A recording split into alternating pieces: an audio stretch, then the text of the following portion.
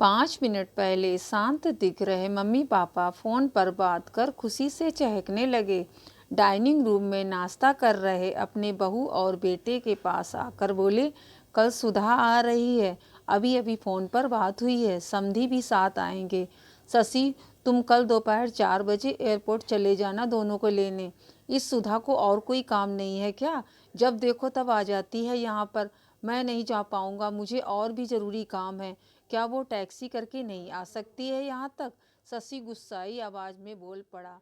अपने बेटे के मुंह से माँ एकदम दंग रह गई।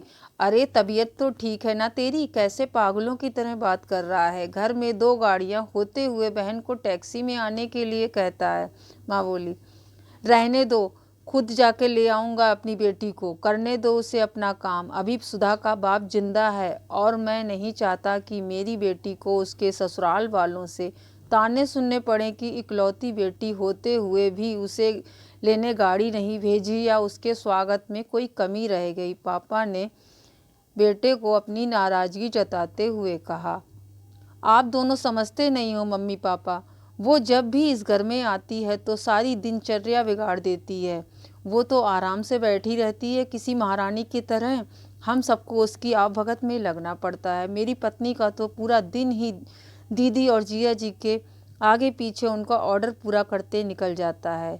गुस्से से शशि बोला, आज क्या हो गया है तुझे? कैसी बहकी बहकी बातें कर रहा है? बहन है तेरी, कोई पराई तो नहीं।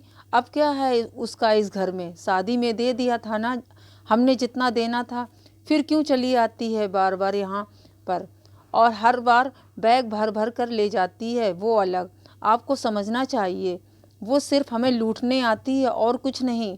शशि ने तंज कसते हुए कहा, तुझे क्या, अगर वो यहाँ से थोड़ा कुछ ले जाती है तो?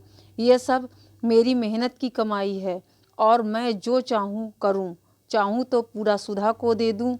पापा गुस्से से लगभग कांपते हुए बोले।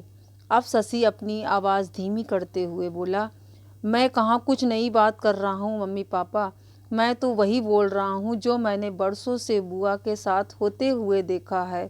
आज अपनी बेटी के खिलाफ 2 शब्द क्या सुन लिए? आप तो गुस्से से लाल हो गए। जरा सोचिए, जब आप बुआ के साथ ऐसा व्यवहार करते थे तब दादी को कैसा लगता होगा? बुआ जो हम पर इतनी जान छिड़कती हैं, आपने कभी उनके और उनके ससुराल वालों के मान सम्मान के बारे में परवाह नहीं की। उन्होंने कभी भी आपसे कुछ नहीं मांगा, बल्कि हर बार वो अपने साथ कुछ ना कुछ लेकर ही आती थी। लेकिन आपका व्यवहार कभी भी उनके साथ अच्छा नहीं रहा। दादी ने भी आपसे कभी नहीं कहा कि मेरी बेटी को पैसे दे दो या कुछ खरीद कर दे दो। फिर भी दादी को कि आपने यहाँ इतनी भी परवाह नहीं की थी कि वो अपनी बेटी को कुछ दिनों के लिए अपने पास बुलाकर रहने दें। अपनी बेटी का ऐसा अपमान वो सह नहीं पाई, इसीलिए वो गांव के पुराने घर में अकेली रहने चली गई।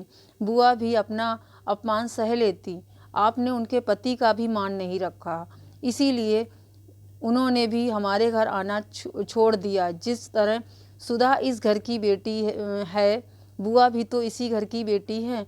आपने 2 बेटियों में फ़र्क करके अच्छा नहीं किया। और रही बात मेरी, मैं अपनी बहन से बहुत प्यार करता हूँ। मैंने कभी अपनी पत्नी को उसके खिलाफ गलत बोलने का हक नहीं दिया और वो बोलेगी भी नहीं। मैं खुद जाकर उसे ले आऊँगा, क्योंकि मुझे अब मेरी बहन पर गर्व है और अपने अच्छे भाई होने का भी। हो सके तो मेरे इन कटु शब्दों के लिए मुझे माफ़ कर देना। इतना कहकर शशि अपने ऑफिस के लिए निकल गया। माँ और पापा का सिर शर्म से झुक गया। थोड़ी देर की शांति के बाद पापा ने हिम्मत कर अपनी बहन को फ़ोन लगाया। बहन को फ़ोन उठाते ही वो फूट फूट कर रो पड़े और बोले, दीदी हमें माफ़ कर दीजिए। हमने इतने साल आपके साथ जो भी दुर्व्यवहार किया है उसके लिए हम सच में शर्मिंदा हैं। दीदी आपकी बहुत याद आ रही है, आप अपने घर आ जाइए हमसे मिलने। अगर आप कहें तो मैं आ जाता हूँ आपको लेने। दूसरी तरफ दीदी भी रो रही थी। वो भाई के इन थोड़े से ही शब्दों में पिघल गई थी। वो बोली, मैं तुमसे नाराज़ नहीं हूँ भैया, मैं जिया जी को सारी बात बताकर ज़रूर आऊँगी। दोस्तों, बेटी तो बेटी होती है, बहन हो, बहू हो या बेटी, तीनों में कोई फर्क नहीं करना चाहिए। इन्हीं से घर की शोभा होती है और इन्हीं से घर खुशियों से भरा रहता है। Subscribe now and press the bell icon. Never miss an update.